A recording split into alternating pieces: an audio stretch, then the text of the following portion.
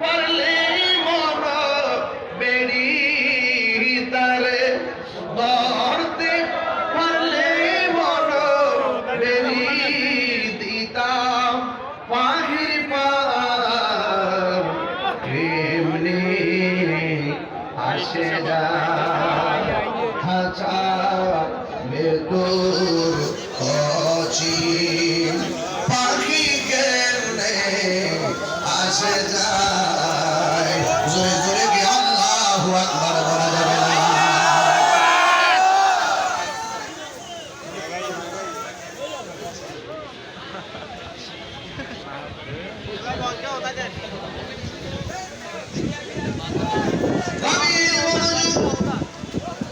আওয়াজ করে বলুন, আমাদের ভিতরে রুহু আছে না নাই?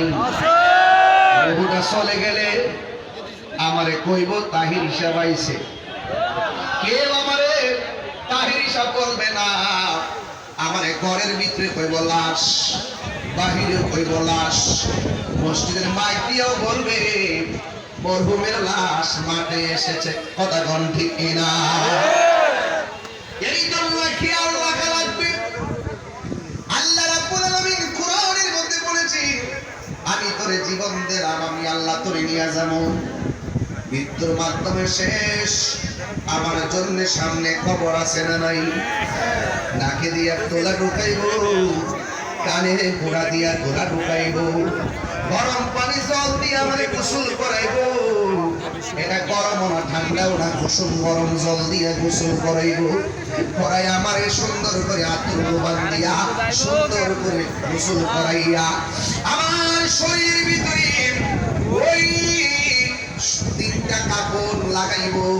ওই কাপড়ের নাম হলো কাপড়ের কাপড়, সাদা কাপড় লাগাইয়া বাইন্ডিং কইরা 4 জনে আমাকে কাঁধে লইয়া যেই ঘরের মধ্যে চিরদিনের জন্য শোয়াইব, ওই ঘরের নাম হলো কবর। কথা কোন ঠিক কিনা?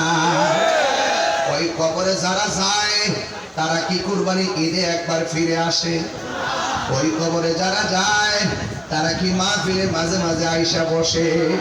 না রে না, ওই কবরে কেউ গেলে আর ফিরে আসে না।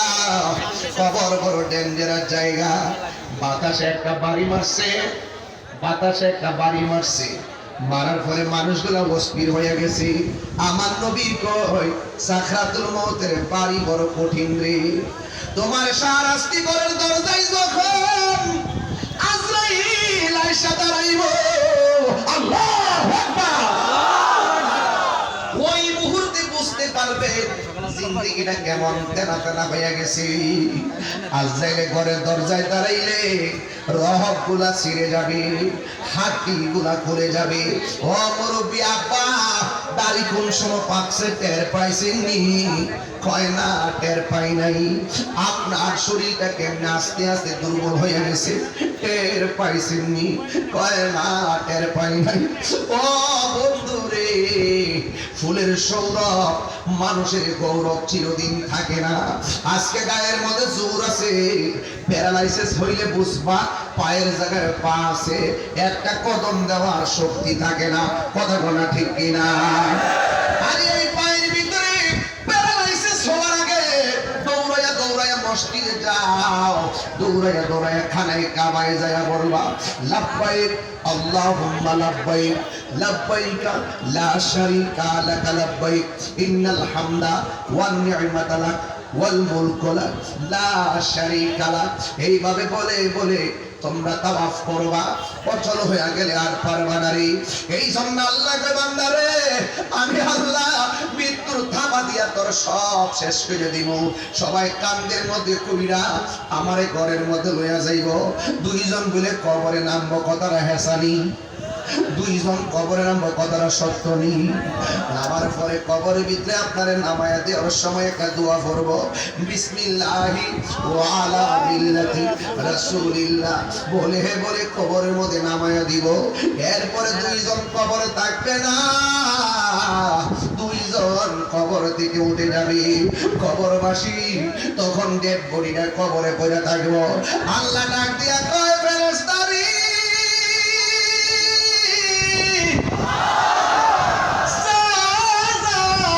আমার বান্দার লাশ ঘুমাইছি রুহুটা নিয়া ভিতরে ঢুকাইয়া দিয়া অনেকে বলে কবর ফেরেশতা নামবো 2 জন আমি বলি 3 জন একজন এসে রুহু দিয়া যাইব 2 জন এসে উঠাইয়া প্রশ্ন করব এই কবরে তো সাংঘাতিক ওই মানুষটা ডাক দিয়া বলবে আমার ঘরের মধ্যে কানলো কে লইল আতর দোবান কে লইল জল কে লইল বড়ই পাতার কান্দে নয়ন জলে বুক ভাসে রে কান্দে হাই হাই রে সজন হায় হায় মা কান্দে বাবা কান্দে কান্দে আপনজন কান্দিয়া কান্দিয়া জনম বিদায় তোমায় দিল রে কান্দে হায় হায় রে সবাই হায় হায় রে সবাই চোখের পানি ভাড়ায়া কারণ মানুষ আইব রে এক নজর দেখিতে মানুষ আইব রে দেহ খাটার ও চির পাখি ওই রাজে যাইব রে এক নজর দেখিতে মানুষ আইব রে কবরের মধ্যে কেমনে একলা একলা আমার আব্বা কইরা রইছে কবরের ভিতরে কেমনে একলা একলা আপনার আম্মা কইরা রইছে ওই কবরের ভিতরে কেমনে কেমনে আপনার দাদা দাদি নানা নানি এই বৃষ্টির মধ্যে পানির মধ্যে হাড্ডিগুলা বাসতেছে একদিন বুঝি আমার হাড্ডি এমন ভাবে বাসবো একদিন বুঝি আমার কবরে পানি লেগে যাইব হায় রে